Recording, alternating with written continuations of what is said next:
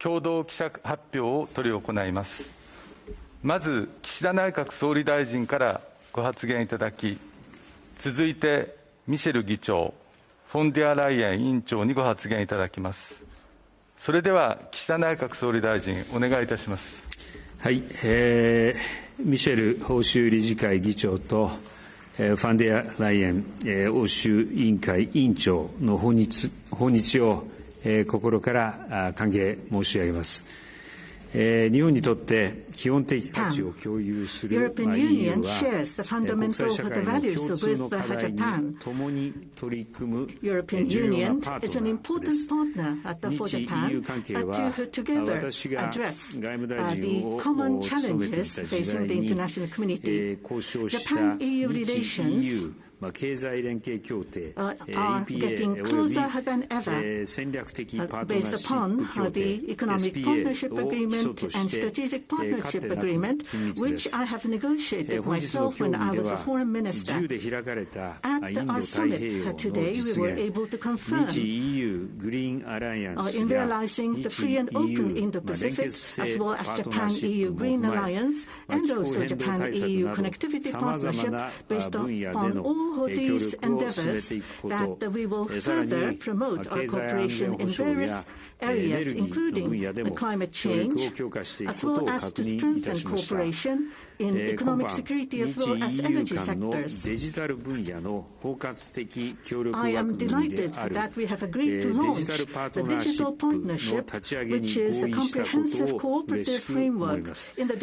信頼性のある自由なデータ流通 DFFT を進めることにつながるものです。また、航空分野の日 EU 水平協定交渉が実質合意に至ったことも歓迎いたします。ロシアによるウクライナ侵略は欧州にとどまらずアジアを含む国際秩序の根幹を揺るがすものであり、決して許されません。日本は EU を含むnot just for Europe, but for Asia as well, and can never be condoned. Japan is collaborating with G7, including the European Union, to implement a powerful sanction vis-à-vis Russia. And we have been strengthening our assistance to Ukraine.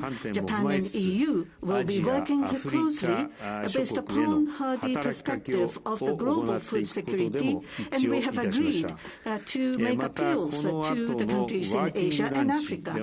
In the working lunch to the following, in view to the indivisibility of security for Europe and security for Indo-Pacific, we will be discussing how to respond to the attempts to unilaterally change the status quo by force, as well as economic coercion, and also how to respond to North Korea, including the missile development and the abduction issue, and also to discuss East Asian situation, Iranian situation, disarmament as well as non-proliferation. President Michel will be visiting Hiroshima tomorrow. I welcome that he will be visiting Peace Memorial Museum and offer a wreath. I hope that we can work closely with the European Union to move toward grand ideals of world free of nuclear weapons. As a result of our consultation that we are able to send a joint statement, we hope to put forward a positive and powerful message from Japan and EU. Thank you. May I now invite President Michel. Thank you. Dear Prime Minister, dear Fumio, it's a pleasure to meet you and your team for our 28th Japan-EU Summit. Thank you for your warm welcome to Tokyo. Today, we discussed the deepening strategic and economic partnership between the European Union and Japan. We addressed our bilateral relations and important regional and global challenges, and how best to coordinate our responses. The EU and Japan are truly like-minded partners. Together we represent a quarter of global GDP. We have a deep and dynamic relationship United by the fundamental values of democracy and rule of law, Japan is our closest strategic partner in the Indo-Pacific region. And Russia's war against Ukraine has shown that deeper cooperation is not a luxury, it's a vital necessity. Today's summit is an opportunity to build on this momentum and to maximize the full potential of our partnership across a wide range of issues. And this summit takes place as Russia continues to savagely attack the people of Ukraine. We have responded in close coordination to condemn Russia and to impose punishing sanctions. I'd like to thank you, dear Prime Minister and Japan, for your solidarity. Together, we are providing significant humanitarian, financial and military support to Ukraine and its people. We also discussed our cooperation to prevent the circumvention of sanctions and to combat disinformation. And we are convinced those responsible for war crimes must be and will be brought to justice. We also discussed the global impact of the war on energy and food security. Our cooperation in Ukraine is critical in Europe, but it's also important in the Indo-Pacific, and we also want to deepen our consultations on a more assertive China. We believe that China must stand up to defend the multilateral system that it has benefited from in developing its country. This summit also shows our leadership in upholding multilateralism, including through reforms of multilateral bodies such as the UN, the WTO and the WHO. We also discussed ways to boost our cooperation in security and defense. Japan is the only Asian partner specifically mentioned in the strategic compass, our roadmap for bolstering our common European security and defense, and we've already have successful joint naval exercises in the Gulf of Aden and the Arabian Sea. We want to pursue this further. In the digital domain, the launch of our digital partnership today is a milestone. In fact, it's our first digital partnership with any country. It will help us achieve our shared goals in many key areas. We are extremely pleased on the innovation and research front. Japan has expressed its interest in being associated with our Horizon Europe program. EU and Japanese students and scholars will benefit from this greater cooperation. Sharing knowledge, know-how, expertise highlights our excellent like-minded cooperation. We are also banding together to protect our planet and speed up the transition to climate neutrality. Last year, we launched our ambitious EU-Japan Green Alliance, and now we are focused on implementing it. We also discussed concrete ways to get the most out of our connectivity partnership in energy, digital, transport, and people-to-people connections. The EU and Japan have a powerful trade relationship. The EU and Japan, this economic partnership is one of the EU's key trade deals, and now we want to maximize the untapped potential of this agreement, from animal health and food security to energy cooperation or geographical indications. Dear Prime Minister Di Fumio, tomorrow I will be in Hiroshima, Prime Minister Kishida's hometown. In these challenging times, symbols matter, and we will pay tribute to the victims of the atomic bomb. The Prime Minister has long been a strong voice for a nuclear-free world, and I want to clearly reaffirm that our actions in times of conflict must forever be guided by the tragic history of Hiroshima. In light of the war in Ukraine, this will be an important moment to send a powerful message of peace and of hope. I thank you. ありがとうございました。Thank you very much. May I now invite Dr. von der Leyen. Thank you very much, Prime Minister Kishida Di Fumio. We had a very substantive summit, but first let me express how glad I am to be here in Tokyo, because I know that the European Union in this increasingly unpredictable world can count on one of its oldest and closest allies. And likewise, because it gives me the opportunity of emphasizing once again that Japan can count on the European Union. We showed this not least by ensuring the delivery of over 390 million doses of vaccines to fight the COVID pandemic, and this gives me the opportunity to commend you to the outstanding success of your vaccination campaign and the way you overcome the difficulties of the pandemic we all have experienced.